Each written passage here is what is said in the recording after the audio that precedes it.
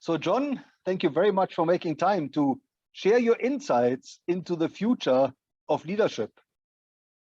But before we walk into the future, John, can you tell us a little bit about your own background? Where did you grow up? So I grew up in a small little coastal town called Port Elizabeth, who now has a new name, Gqeberha.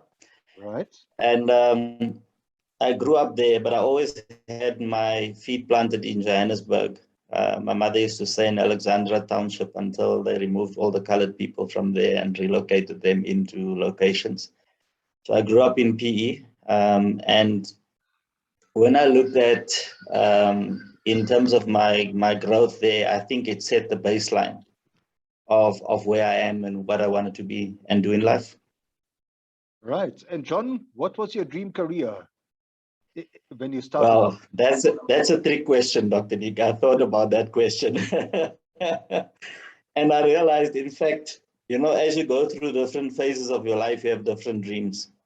So when I started out very young, fresh in matric, well, actually from what we call today, grade 10 was standard 8 in those days. Yeah. I loved technology from those days. So I would be the one making sure we connect the plugs and make sure that everything electrical was done. I was very inquisitive with electricity. And so the first part of my dream was to become an electrical engineer. Thanks to Volkswagen South Africa, I then had to change that dream and then started looking for the dream to become an IT professional. And today that dream has changed and matured into being an advisor and a mentor to industry and people. Right. And today, John, you are the chairperson of the Chartered CIO Council, and you're advisor to the industry. Can you tell us, in your early days, who inspired you? Yeah, so, when it comes to inspiration, so I think it started way early in my career. And I think the upbringing that I had, look, I was never hungry, but there was not a lot of finances going around. And I had this quest for knowledge. And that quest for knowledge is what actually drove me to know more and to get more access to information and stuff like that. And later on, my love for IT and the industry around it is what actually inspired me, to know more and to know more and to know more. And by doing that, I got to know more. But I think there were two fundamental things that really inspired me in my life. The first one was what I call my struggle quest. Yeah. So when I grew up, there was a lot of inequalities around the industry where I grew up. And I always wanted to make sure that charity begins at home. So we would teach each other, learn from each other. And that started this quest of making sure that if you are the one with information, you share it so other people can grow, so that the collective can grow. And when they grow, we all grow together. And I think the most important person for me that really inspired me is actually my wife. Right. She used to always keep me grounded and always used to say to me, if you are good enough to help other people grow, why can't you do that for yourself? And I had to honestly look at that question a few years ago. Yeah. Hence the journey that I'm on right now.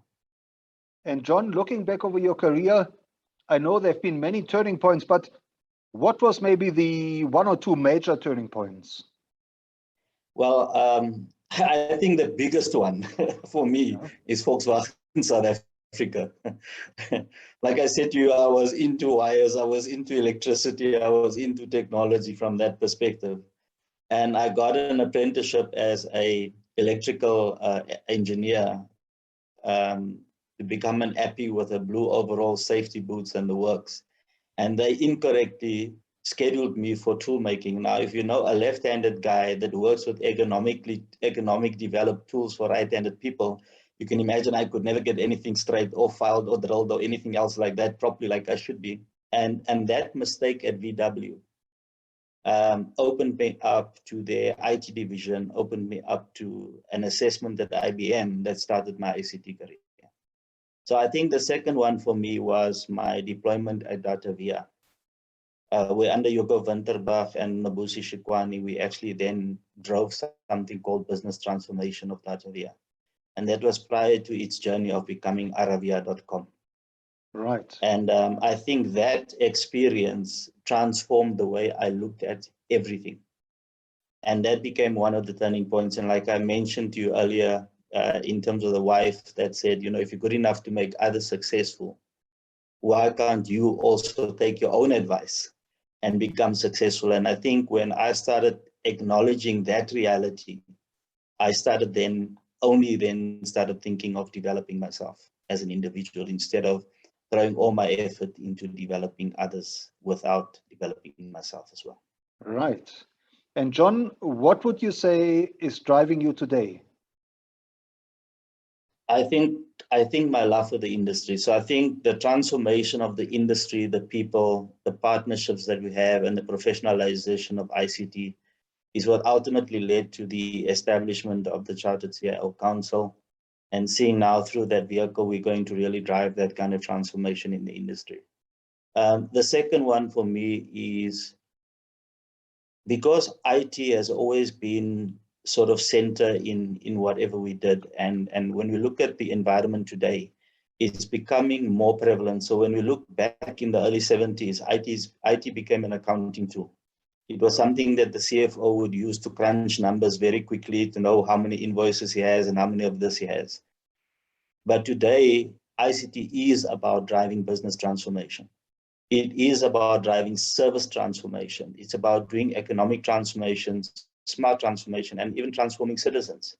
Hence, I started to change my focus in the career from, instead of being a consultant type employee that would advise customers, I decided to take what I know, go to the city of Johannesburg, and no longer just act as his advisor, but get directly involved in that kind of transformation that I want to see and that I think is a driving. And I think the last thing for me is about that future legacy that we want to create around ICTs. And John, looking into the future, and I know it's a big question, but what does the future of leadership mean to you? I think the most important for me when it comes to leadership, I think the first thing is having a purpose and meaning. You know, if you're going to lead something, it's got to be something. You can't lead everything. So I think it's important that you have a purpose and a meaning.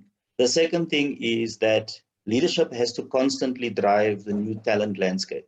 So I think you need to keep yourself relevant and making sure that you understand what the talent requirements is for the industry. And then because of that, ICT is one of those environments where change is the only constant thing. So you got to treat the pace of change as a guideline. So sometimes you'll be behind the curve, sometimes you'll be in front of the curve, but it's always got to guide you towards achieving that goal. The next one for me in terms of the future of leadership is adopting that continuous learning culture. And if you support that with morality, ethics, and transparency, it takes away the fear factor. Because a lot of people go into continuous learning, but then they're scared to share. They don't know what the outcome is going to be. But if you do things from a good place, you'll get there. And to be able to do that, the next thing you need to be from a leader's perspective, you need to be self-aware. But because you can't get things alone and live in your own world, you need to create what I call a community of influence. So you got to surround yourself with the right people that has the access to the right information and knowledge so that you can then grow yourself whilst you're also growing others. And hard work for me has always never been a mantra. You know, some people say if you work hard, you'll get somewhere. I rather say that working hard to achieve your purpose should be that mantra. Because you know, you can do hard work like a guy knocking rocks every day with a pick and a shovel. But if he doesn't realize that he's actually doing that to build a house, you'll just knock rocks the whole day and not achieve anything but dust at the end of that journey. So, and I think talking about that, it talks to that vision, because if you can't, because if you do hard work and not work hard, because the measures are different. Hard work is measured by time. Working hard is measured by outcomes. Right. And if you want to achieve that outcome, I think it's important that from a life perspective, you need to make your visions real, and you are what you say. So if you speak those things, you can actually speak things into practice and not into reality. And this is what I say. So when you say something, speak it into practice, let it become something you do, so you can then show what you say to people. And that creates that trust that you have, and that develops what I call having that character, because people then use that character to associate with you and instill that integrity and show people that you have a genuine heart for them. And that breaks down a lot of bridges and resistance when you need to do things as a leader. And I think the final thing for me, it's okay to have faith. A lot of people choose between faith and professionalism. And I'm saying to them, it's okay to have faith and seek the impossible. And please fail when you're doing that. But one thing I can tell you is that as you fail, make original mistakes. So what I mean is that you don't go and make the same mistakes over and over again. You learn from them, adapt them, overcome them, mitigate them. So the next time you make a mistake, it's something else. And that's that learning journey we need to be on. Right. And John, looking back over your own leadership journey, what have you learned what would you say is most important for building future leaders? I think if you talk about leaders, we talk about people. So I think the most important for me is take people with you, especially if you need their buy-in and support. Right. Because if you are not going in the same direction, you can have disjointed efforts of good, not achieving greatness. But when you are focused on a common journey, you can land a craft on the moon. Right. So there's that difference. So for me, that's the important one. The next one is, don't be afraid to be alone in your thinking. Because if it wasn't for people like Alexander Graham Bell or everybody else in their career that thought alone, we wouldn't have electricity, we wouldn't have a telephone, we wouldn't have a car, we wouldn't put a man on the moon. Right. We wouldn't have developed from a technology perspective where we are today. In fact, we would still be using 2 pieces of rocks and a piece of flint that we picked up somewhere to start a fire. And even that in itself was a means of growth. And what I said earlier about faith, I said faith is not an inhibitor. It actually grounds your character, because what it does, it teaches you one fundamental principle, and that is to instill values. Right. Remember, when you practice your faith, it doesn't matter which faith you belong to, whether you're a Christian, whether you go to Judaism, whether you're Islam, Muslim, whatever, or Hindu, etc. But what it does, it teaches you certain values. And it teaches you the meaning of self and community. And having those values around truth, integrity, and things like that are things that actually help you in your journey as a leader. And that is why, as leaders, you can't lead if you are not future ready. Right. And if you are not future ready yourself, how can you lead others into the future? So the only way that you can get away with that, and I've seen a lot of leaders do that, because they might themselves not be future ready, but what they've learned very well is knowing who knows what and who is better at them than what they do certain things, and they've learned to embrace them. Okay. So remember, you might not know what the future in space technology or in IT or in medicine or whatever be. But it's okay that you don't know.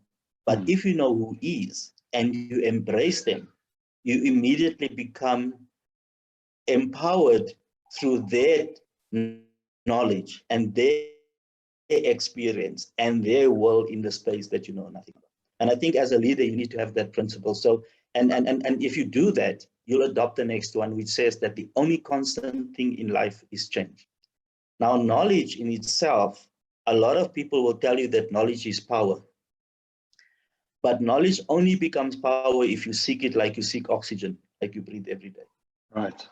Because if you don't do that, knowledge and the idea of knowledge will always be a distant thing or a fear that inhibits you from growing yourself.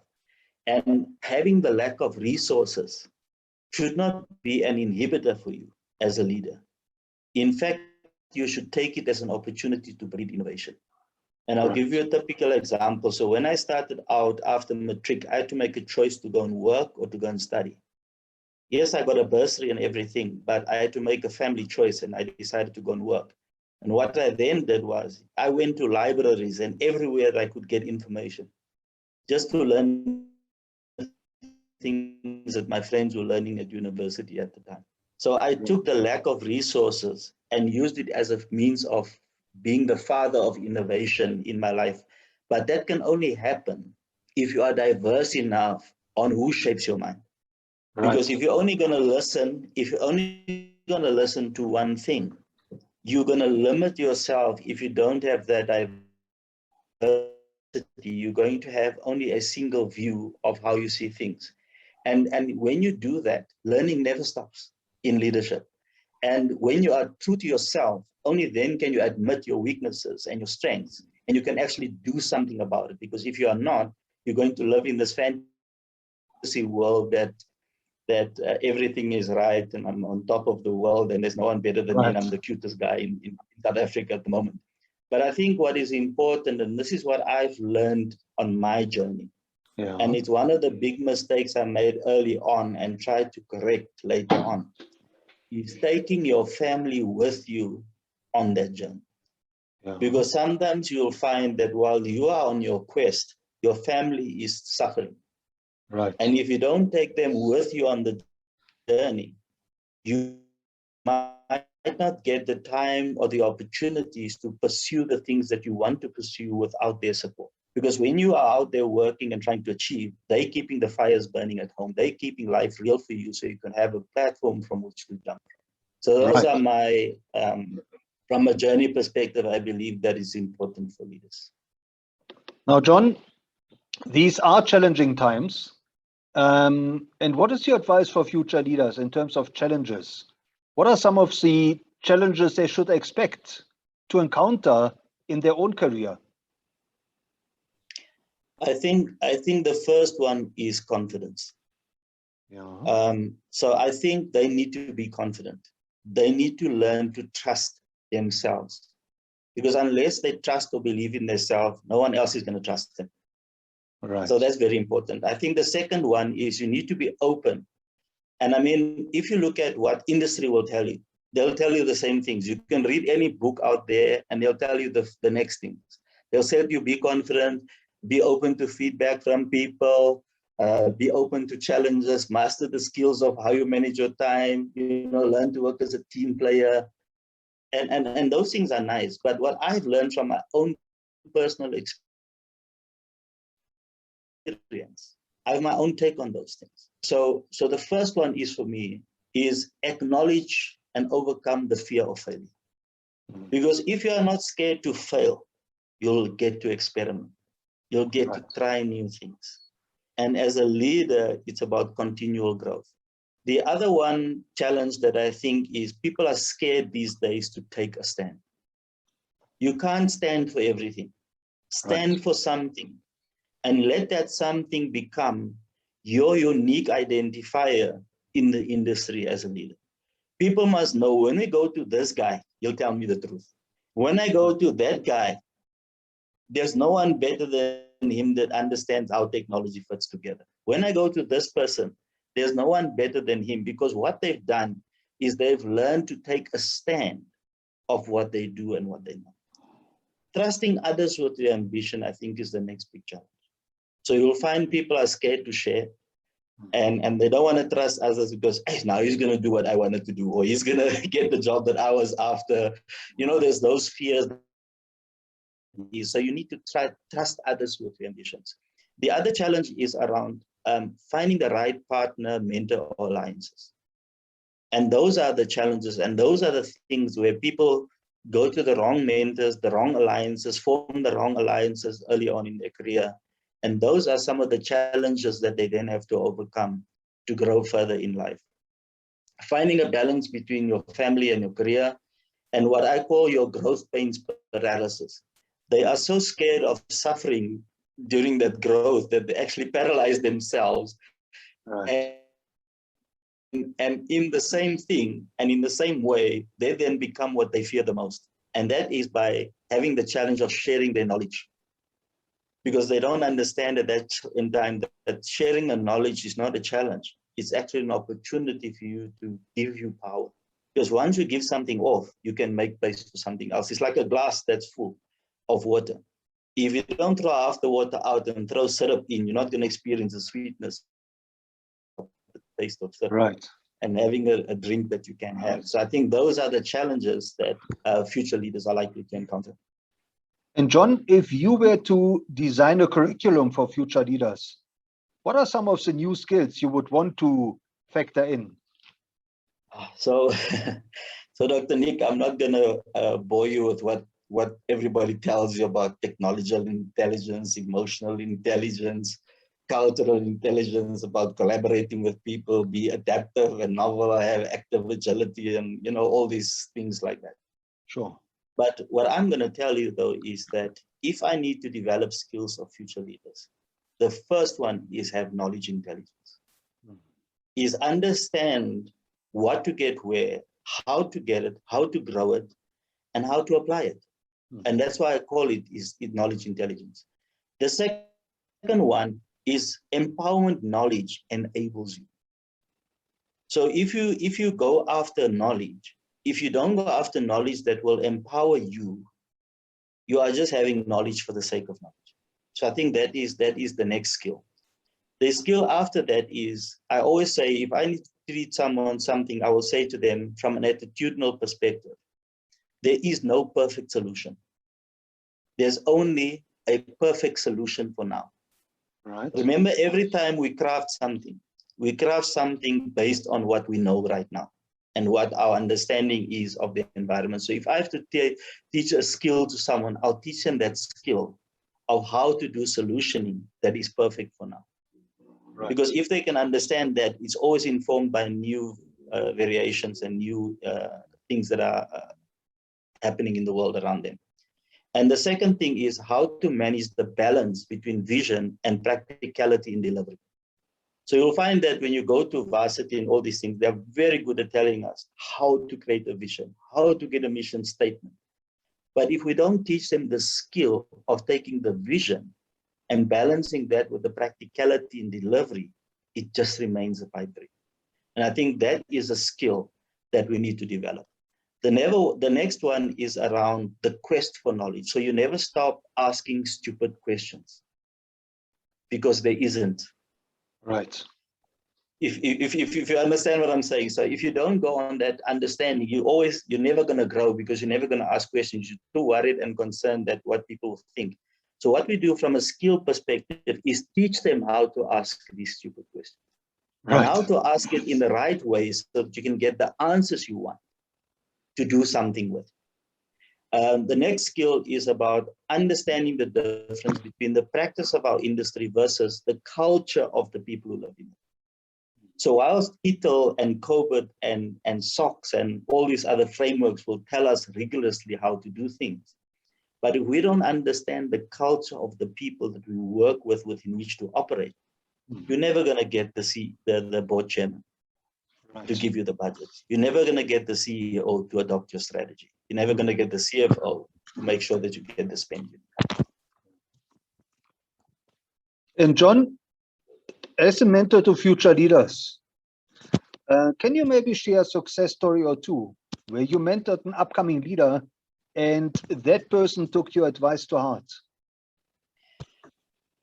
Yeah, so I've got two examples. The first one I think is when I worked for CETA, driving outsourcing and business integration within the government context for them. There was one account manager at CETA that I mentored, who ultimately became the provincial GTO that I had to report to as as a person in the province, in the Eastern Cape, that actually then developed her career from being an account manager to actually becoming the group CIO of the Eastern Cape provincial government. Right. The other example I have is when I worked for the Minister of Health for National Department of Health. It was in the early days, just after 94. It was around 1999, somewhere there. Yeah. And there were a couple of students, and one of the subjects they had to study was ICT. And so I was called in by the minister and said, listen, these are some of our up and coming youth, and these are some of the people that we are sponsoring. I want you to help them as our CIO and get them to understand ICT. And they were at that point in time, I think the average was about 25%. After my mentoring, I think the average went to about 85% from an IT perspective. Right. To the point where the lecturer actually invited me to the award ceremony and asked me, so where did you get your degree? And I said to him, I got it from Galvindale Senior Secondary School, which is a matric certificate. And the guy couldn't believe it. And some of those people today have gone on to become colleagues that are now CIOs in government. One of them is even at the presidency, performance monitoring and evaluation. And so some of them has grown to become actually very good experts in their own right. Right. And John, who are the kind of role models of leadership that you have encountered in your career, in your leadership journey, maybe in your learning journey, that you would recommend future leaders should study and learn from? Okay, so one of them is Sean Adegelu. He is the CEO of the Institute of Chartered IT Professionals. Yeah. I think he was one of the early guys that realized that ICT was always the stepchild. And because we worked in so many different sectors and industries like banking or retail or government or manufacturing or whatever the facilities, etc., we always had to comply with those areas, requirements and standards and policies. And there was never really a home for ICT. And I think that initiative has begun to really pay a very great dividends right now. And it led to the establishment of the Chartered CIO Council, which I chair.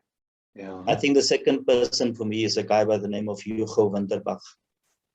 And Hugo Winterbach was the CEO of DataVia. Right. And before the Aravia.com scenario happened. And one thing I learned from Hugo in the early 90s, I mean, I'm talking 92, 93 to 96, somewhere there. Yeah. Hugo already at that point in time appointed women to his leadership, like people like Nobusi Shikwani and so on, and Terry Ramabulana and the guys that eventually grew very big in the industry. Yeah. And he started driving skills development as the key success criteria. And I've learned a lot from him in that way. The next person is a guy called Faisal Dokrat. He worked for Arabia and was working with me at South African Airways. And these are some of the early pioneers around service management and stuff like this. And he's always been a mentor for me in that space, Faisal Dokrat. Right. The next person is Dr. Ayanda Nsaluba. He was the Director General for the National Department of Health. He's currently an Executive Director at Discovery. And he opened the door for me into understanding government. And that's where I cut my teeth in the public sector. And his leadership is always one of empowerment. He keeps you accountable for what you do. But what he taught me were three very important lessons. Is that whatever you do in life, always make sure you follow policy, process, and guidelines. All right. because those are the three things that protect you in government. Hmm. If you look today at all the issues that are happening in the world, it's because people have violated policy or process or guidelines. That's why they get into trouble. The next person is Charles Ngidi. I worked with Charles Ngidi at IBM. And Charles threw me into the deep end and had me manage the contracts and the change management and things that I've never done before at South African Airways. Right. And he understood that I had certain skills and abilities, and I still speak to Charles even today, and I still talk to him in that way. People like like Warren Hero, I met at the GSSC. He is currently a CIO for Web of Ensel, but I actually appointed him as the CEO of the CIO Council because of his broad knowledge base that he has, not just about ICT, but also around the legal, the governance, and the frameworks and the things that make sure that, and that's why it's fundamental to me in terms of the industry development. There's a young man who was young then at the time called John Stiles Jeffries. So John Jeffries was the IT manager for British United Shoe Machinery way back in 1981. Right. And he appointed me as a trainee computer operator. And in 1981, he already had a diverse team that were multiracial. And he was the one that drove Black empowerment in that area. And I found it very strange having a white person drive Black empowerment when it wasn't even a requirement. But his approach to life was, let me find the right skill and the right attitude, and the rest I can teach you. So I learned a lot from John Jeffries in that way. And then there's Dr. Mvuyu Tom. He's the ex Director General for the Office of the Premier in the Eastern Cape. He's currently the Vice Chancellor for Fort Hare University. And the lessons I learned from him was around integrity and character above everything else. Because if you have your integrity, everything else becomes a side issue because you have a basis from which you operate. People like Nico Mutuleni that I used to work with very well, I think he taught me politics and the art of politics, which in public sector, you need to understand how decision-making is made. And people like Makano Mosidi that used to be at CETA and as an executive. And as a woman, she has been a role model always. And that is why even in the council, I chose her to be the executive in charge of competency development. Because that is something that she's been growing a lot. The last person I want to mention is a guy by the name of Sam Titsimofo Mutsumi. And he was the CEO, he's departed now, but he was the CEO of a company called Sasuka. And Sasuka taught me everything I need to understand about data and the power of data in industry. But I think the part that I acknowledge Sam for the most is the fact that he made most of the programmers that are programming today. They started the first Black programming school in South Africa. And those were pioneering days. Thank you for your patience. Now, John, how can our listeners connect with you and where should they follow you? Okay, so I obviously have some presence on LinkedIn. I'm hoping to improve that presence on LinkedIn. They can also get in touch with me through the Chartered CIO Council or through the Institute of IT Professionals. And they got my email address, which is john@nekan.co.za, and my cell phone number, which is 072-828-8496. Right. That's how they can get in touch with me. And John, last but not least, what is your message for the millions of kids who are looking to leave school soon and who are thinking about starting their career? What are maybe one or two success principles you would recommend they should embrace when choosing a career? Do what you love. That is rule number one. Do what you love. If you are fortunate enough to understand what you love at the time that you are starting a career, then do what you love, because you'll be happy, you'll be passionate, nobody will have to drive you, And then nobody will have to get you to love what you do. It won't be a grudge job where you go to work every day. The second one is that failure is guaranteed. And so is winning with dedication. Right. So rather fail to win. Hmm. Don't look at failure as a point. And it's okay not to know everything, but like I said earlier, know everyone who does. So if you are there starting your career and you want to know something, talk to the people that do. So when you make up your mind what you want to do in your career, you will follow it with the right advice and guidance. And life is a journey. And sometimes you have to stop at certain places, like certain bus stops you don't want to get to eventually get off at the bus stop in life that you want to get off on. So there are going to be some times you need to take and get off in parts of your journey, but eventually you'll get your end state, because if you understand where you want to go, you will at least then understand where you need to get off or where you need to still stay on the bus so you can get to the next stop. But I think the final thing is that when it comes to attitude, Yeah. the young ones must learn to have no fear or favor. Mm. Because sometimes when they have favor too earlier, they only shorten themselves and align themselves only with one side of things. So they must be fearless. And I always have a saying when people ask me, John, how are you? And everyone knows me by that. In fact, it was so funny that one person came to look for me, forgot my surname.